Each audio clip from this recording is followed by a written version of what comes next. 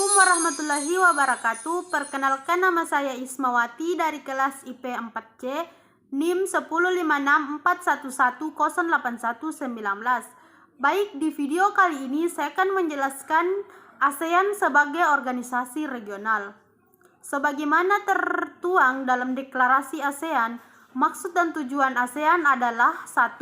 Mempercepat pembangunan pertumbuhan ekonomi, kemajuan sosial, dan pembangunan budaya di kawasan melalui upaya bersama dalam semangat kesejahteraan dan kemitraan dalam rangka memperkuat landasan bagi masyarakat bangsa-bangsa Asia Tenggara yang sejahtera dan damai.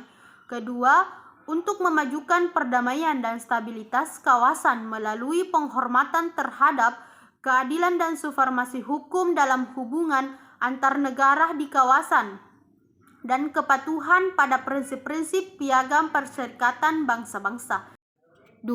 Struktur organisasi ASEAN, yaitu 1. Konferensi tingkat tinggi KTT, 2. Sidang tahunan Menteri Luar Negeri, 3. Sidang tahunan Menteri Ekonomi anggota ASEAN, 4. Sidang tahunan Menteri Non-Ekonomi anggota ASEAN, 5. Panitia tetap, 6. Komite-komite, 7. Sekretariat ASEAN.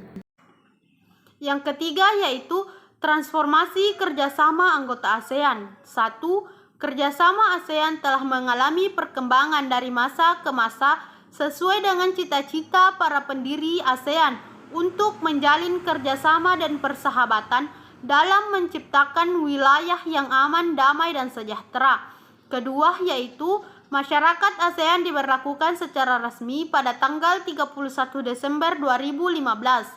Tujuan pembentukan masyarakat ASEAN tidak hanya mempertahankan kesejahteraan rakyat, tetapi sekaligus mendorong terciptanya masyarakat yang berpandangan maju hidup dalam lingkungan yang damai, stabilitas, sejahtera, demokratis, serta saling peduli dan melindungi hak asasi dan keadilan sosial.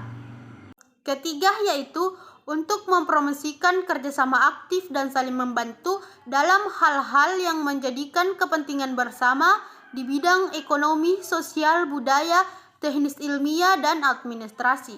Keempat, saling memberikan bantuan dalam bentuk fasilitas, pelatihan, dan penelitian di bidang pendidikan profesional, teknik, dan administrasi.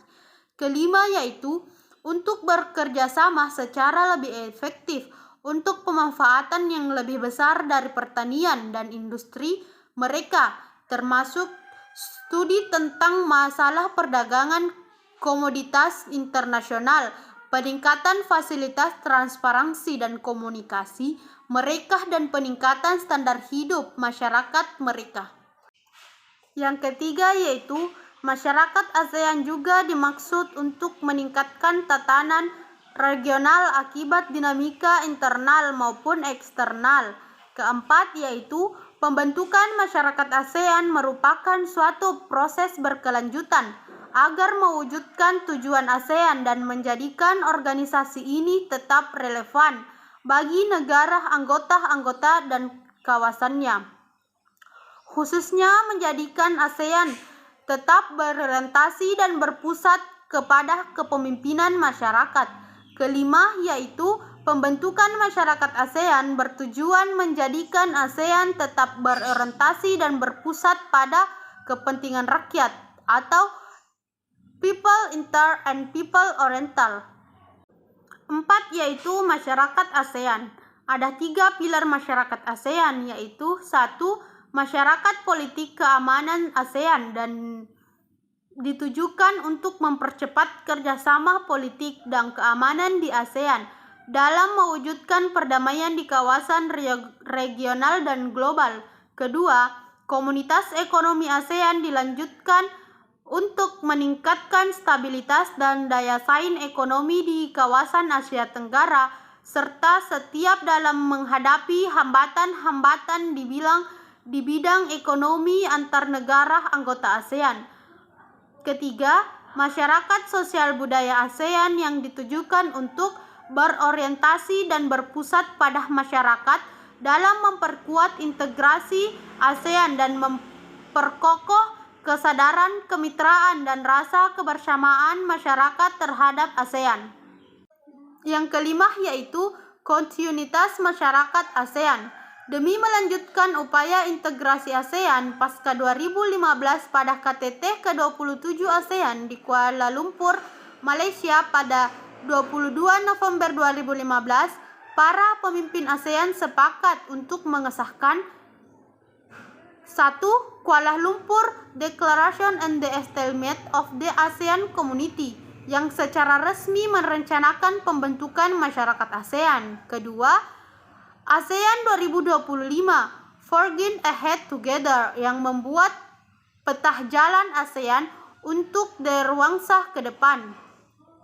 Kesepakatan ini merencanakan langkah-langkah strategis implementasi masyarakat ASEAN dan 10 tahun ke depan. Sejumlah elemen baru ditambahkan guna memastikan ASEAN 2025 tetap relevan dalam menghadapi tantangan zaman. Baik, saya juga akan menjelaskan mengenai junta militer. Junta militer yang dipimpin oleh Min Aung Hlaing. Junta militer Myanmar mengambil alih kendali negara dalam kudeta pada Senin 1 Februari 2021. Mereka menggulingkan pemerintah yang dipilih secara demokratis dengan menangkap konselir Aung San Suu Kyi, Presiden Myanmar Win Myint dan beberapa tokoh senior Partai Liga Nasional untuk Demokrasi (NLD) dalam sebuah penggerebekan dini hari.